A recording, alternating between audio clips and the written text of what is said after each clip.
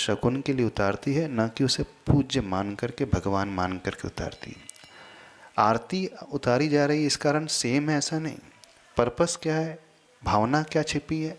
एक बहन भाई की आरती उतार रही है तो वहाँ पूज्यता की दृष्टि नहीं, जैसे देवगुरु शास्त्र के प्रति पूज्यता का भाव होता है। एक लोक व्यवहार है, लोक विनय है, वो है, वहाँ दृष्टिकोण अलग है। लेकिन जहाँ पंच परमेष्टि की आरती की बात की गई है तो हमारे यहाँ पूज्य जो हैं नवदेवता ही माने गए हैं। अरिहंत सिद्धाचार्य उपाध्याय साधु जिन धर्म जिनागम जिन चैत्यालय अथवा पंच परमेष्टि ही पूज्य माने गए हैं। तो आरती भी एक प्रकार की संध्या काल की पूजा होती है। तो जो पूज्य रहेगा उसी की आरती उतारी जाएगी। अब एलक छुल्लक कौन से परमेष्टि में आते हैं पहले तो बताइए।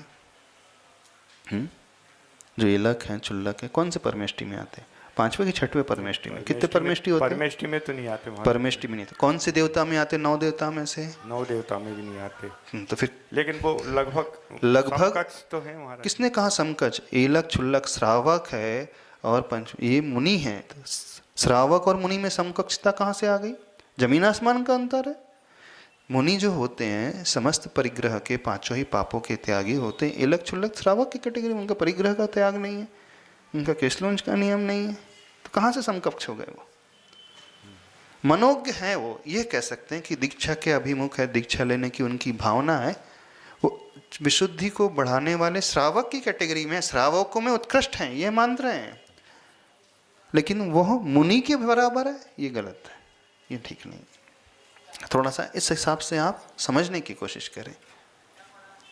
तो वो 6 11 प्रतिमाधारी नहीं बोलना चाहिए। आप ही बताइए कहाँ कौन से परमेष्टि में आते हैं आप? हम आपसे पूछ रहे हैं।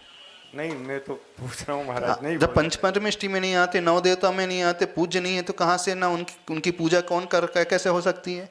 श्रावक की पूजा कर सकते हो क्या? नहीं कर सकते। जो आगम में विधान ही नहीं तो फिर क्यों कर रहे हैं हम? तो महाराज जी फिर एक दोष ये भी है कि 7वीं आरती सृजनवाणी, जबकि तो देवगुरु शास्त्र की तो पूजा आरती बताई है। प्रश्न 6वीं 7वीं का नहीं है, गुरु